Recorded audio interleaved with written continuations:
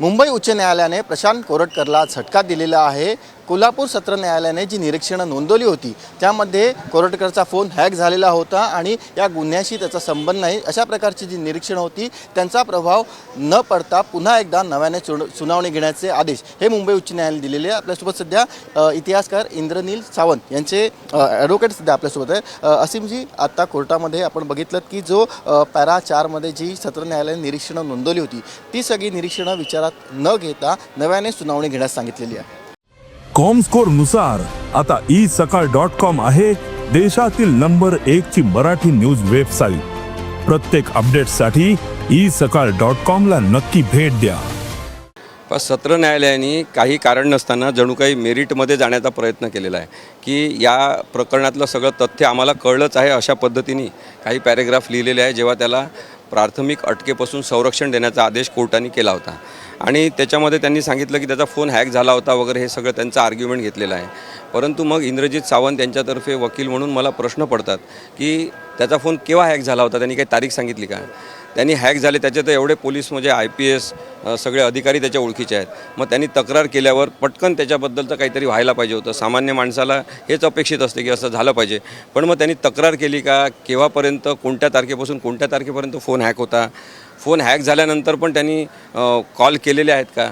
या सगळ्यांचं रेकॉर्ड न पाहता त्याच्या आरोपीच्या म्हणण्यावर विश्वास ठेवणं हे चुकीचं ठरते आणि म्हणून तरीसुद्धा कोर्टाने आज सांगितलं, हायकोर्टाने, की अशा कोणत्याही निरीक्षणांचा परिणाम करून न घेता कोर्टाने जामीनच्या अर्जाबद्दलची सुनावणी आज घ्यायची आहे।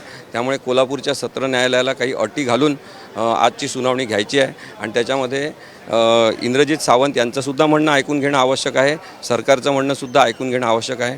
जो तात्पुरता अटकेपासून संरक्षणाचा आदेश दिला होता मागच्या वेळेस, तेव्हा कोणाचंच म्हणणं ऐकून घेतलं नाही आणि तातडीने 5:30 वाजता अर्ज दाखल झाल्यावर 6 वाजता आदेश दिले होते प्रशांत कोरटकरला अटक करू नये असे। त्या प्रकारे आता आदेश करता येणार नाही। आता उच्च न्यायालयाचं लक्ष आहे। जेव्हा ह्याला ॲड इंटरिम मिळालं होतं प्रशांत कोरटकरला, तेव्हा त्याच्यावरती काही अटी शर्ती घालण्यात आला होता। तपासाला सहकार्य करणं अपेक्षित होतं, फोन त्याने सरेंडर करायचा होता, मात्र फोन त्याने पत्नीच्या करवी केला आणि तो देखील केला, तो देखील पूर्ण डेटा डिलीट आढळला आहे। तर त्याच्यावर 2-3 महत्त्वाच्या सांगितल्या होत्या की त्यांनी कोणालाही धमकी देऊ नये, कोणावरही दबाव आणू नये, ही अट होती।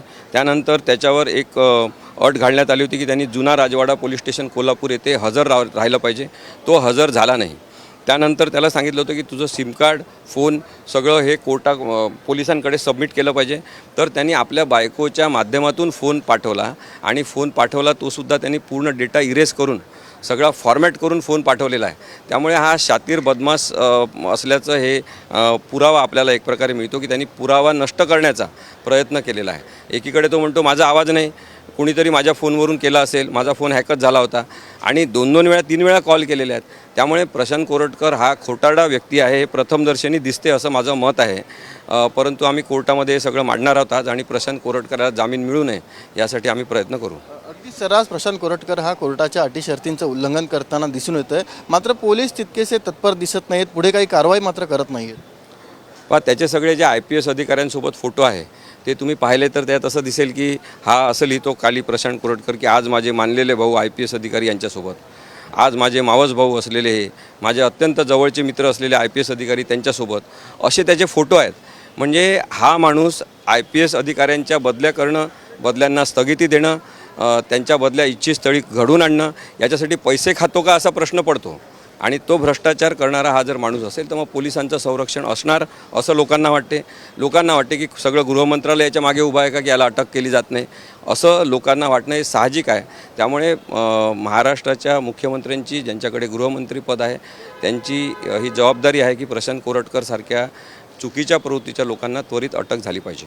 केवळ त्याचे IPS अधिकाऱ्यांशी संबंध असल्याच्या भीतीपोटी पोलीस कारवाई करत नाहीत का त्याच्या पाठी खरंच काही राजकीय शक्ती आहे म्हणून त्याच्यावर कारवाई होत नाही? नाही, राजकीय शक्तीच आहे ना त्याच्या मागे। कारण की मुख्यमंत्र्यांनी काय सांगितलं विधिमंडळामध्ये की हा चिल्लर माणूस आहे, याला अटक आम्ही जरूर करू।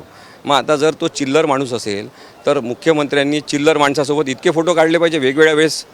चिल्लर माणसासोबत पंतप्रधानांचे फोटो आहे, या चिल्लर प्रशांत कोरटकरसोबत अमित शहांचे फोटो आहे। मग प्रशांत कोरटकर चिल्लर आहे का दुर्दैवाने आपल्याला राजकीय नेते चिल्लर स्वरूपाचे मिळाले आहे? असा प्रश्न लोकांच्या मनात येणं हे साहजिक आहे. अशा घडामोडी सध्या घडत चाललेल्या आहे आणि त्यामुळे मला असं वाटतं की प्रशांत कोरटकर आता याला अटक झाल्याशिवाय राज्य सरकारची प्रतिमा सुधारणार नाही.